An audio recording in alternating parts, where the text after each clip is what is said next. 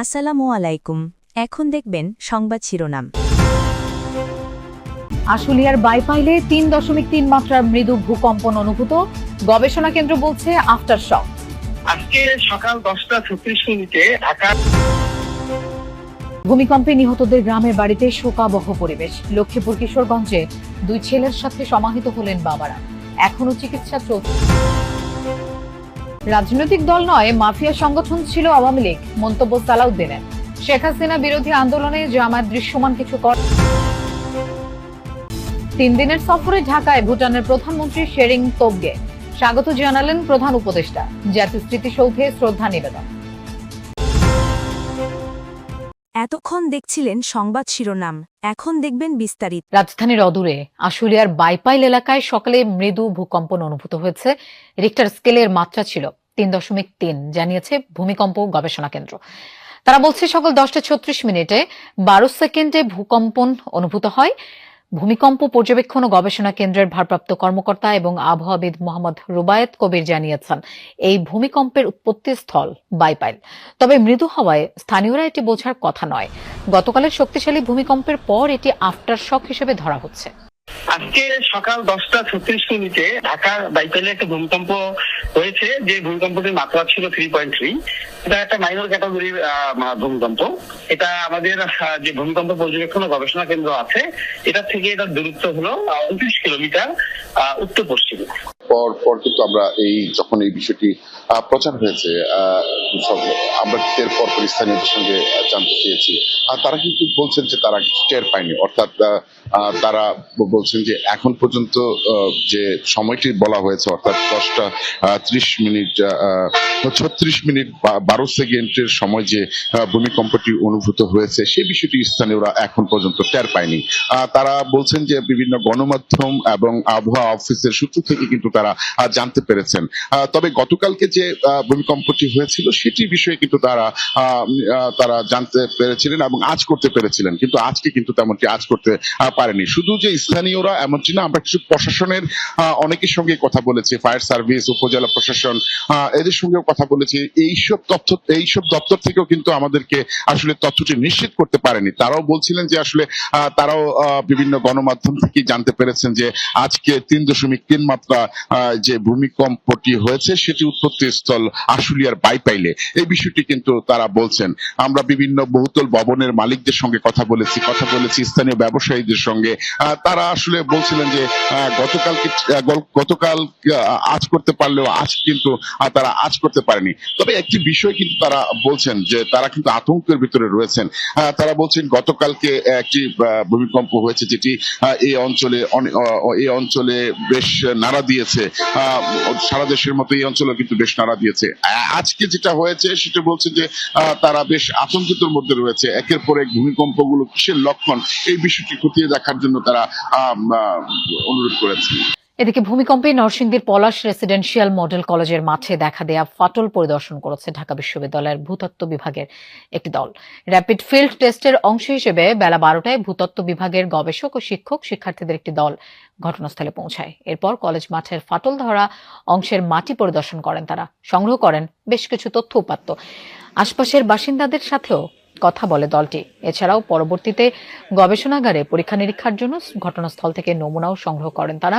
এর আগে গতকাল শক্তিশালী ভূমিকম্পের উৎপত্তিস্থল ছিল নরসিংদীর মাধবদী। ভূকম্পনে নরসিংদীর পলাশ উপজেলার রেসিডেন্সিয়াল মডেল কলেজের পাশাপাশি পার্শ্ববর্তী ভিরিন্দা গ্রামেও একটি স্থানে মাটিতে ফাটল দেখা দেয়।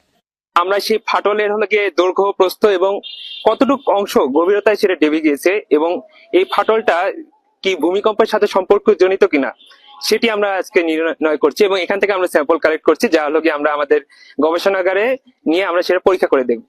আমাদের উদ্দেশ্য হলো এই ভূকম্পনের কারণে যে নিদর্শনগুলা আমরা কাজে লাগাই সেগুলাকে সংগ্রহ করার জন্য। অ্যাকচুয়ালি এটা উপাত্ত সংগ্রহের কাজে আমরা আসছি।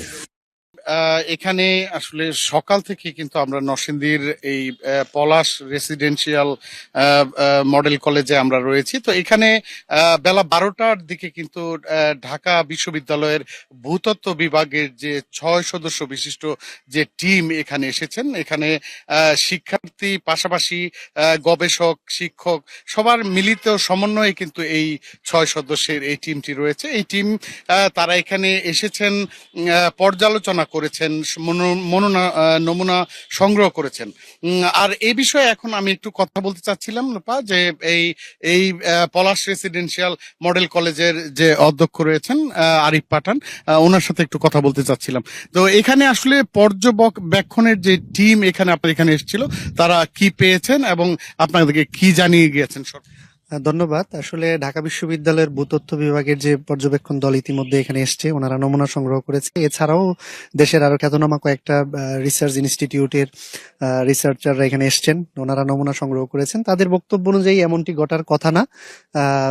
এটি একটি সত্যিকার অর্থেই মানে ভাষা দিয়ে প্রকাশ করার মতো না। তারা নিজেরাও অবাক যে আসলে কিভাবে এমনটি হলো, কারণ মাটিটা অনেক শক্ত একটা লেয়ার। এখানে এটার উপর দিয়ে গাড়ি চলাচল করছে আজকে প্রায় 5 বছর, প্লাস এটা একটা খেলার মাঠের মতো করে শত শত শিক্ষার্থীরা এখান দিয়ে গেট দিয়ে ভিতরে প্রবেশ করছে। তো এত শক্ত লেয়ার কিভাবে আসলে নিচে নেমে গেল, এটি ওনারও আসলে বোধগম্য। যেহেতু নমুনাটি সংগ্রহ করেছেন এবং আমরাও আরো বিভিন্ন টিমের সাথে কথা বলেছি, আমরা ওনাদের নমুনার সংগ্রহ প্লাস টেস্টের পরে আমরা আসলে বুঝতে পারবো যে সত্যিকার অর্থে এখানে আসলে কেন এমনটি হয়েছে। ধন্যবাদ আপনাকে। আপনি লোপা শুনতে পাচ্ছিলেন এই পলাশ রেসিডেন্সিয়াল মডেল কলেজের অধ্যক্ষের কথা। আর আসলে এখানে যে গবেষণার যে টিম এসেছিলেন, তারা জানিয়েছেন যে তাদের গবেষণাগারে পরীক্ষার পর তারা বিস্তারিত গণমাধ্যমের সাথে জানাতে পারবেন। দ্রুতই ঢাকার সব ঝুঁকিপূর্ণ ভবন চিহ্নিত করে প্রয়োজনীয় ব্যবস্থা নেওয়া হবে বলে জানান রাজুকের চেয়ারম্যান প্রকৌশলী রিয়াজুল ইসলাম। রাজধানীর বংশালের কসাইটুলির ক্ষতিগ্রস্ত ভবন পরিদর্শন শেষে একথা বলেন তিনি। বলেন, ভূমিকম্পে ক্ষতিগ্রস্ত ঢাকার সব ভবনের তথ্য নেওয়া হচ্ছে। এ সময় তিনি ভবন মালিকের স্ত্রীর সঙ্গে কথা বলেন। রাজুক চেয়ারম্যান বাড়ির নকশা চাইলে দেখাতে পারেননি ভবন মালিকের স্ত্রী। চেয়ারম্যান জানান, 7 দিনের মধ্যে নকশা দেখাতে না পারলে ভবন সিলগালা করা হবে। ভূমিকম্পের পর থেকে পলাতক পুরান ঢাকার কসাইটুলির ক্ষতিগ্রস্ত ভবন মালিকরা। 7 দিনের সময় দেওয়া হলো। আপনি 7 দিনের মধ্যে ব্যাংক থেকে এটা কালেক্ট করবেন, করে এটা আমার অফিসাররা আসবে। আপনি ফোন নাম্বার রাখো, ফোন নাম্বার নেন, আপনি দিবেন। আর না হলে আমি বলে দিলাম, আমি নিচেও বলে যাব, সবাই বাড়ি বাড়ি বলে যাব, 7 দিন পরে যদি নকশা না দেন তাহলে কিন্তু বিল্ডিংটা আমরা বন্ধ করে দেবো।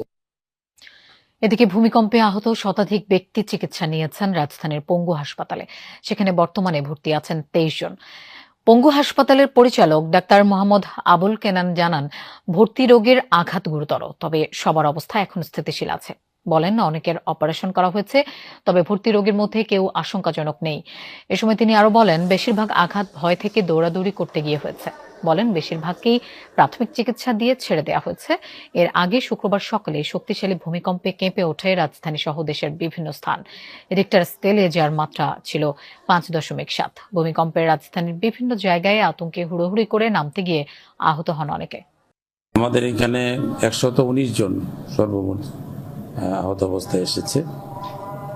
এদের অনেকেই গুরুতর আহত, কারো হাত ভাঙ্গা, কারো পা ভাঙ্গা। বেশিরভাগ চিকিৎসা দিয়ে আমরা ছেড়ে দিয়ে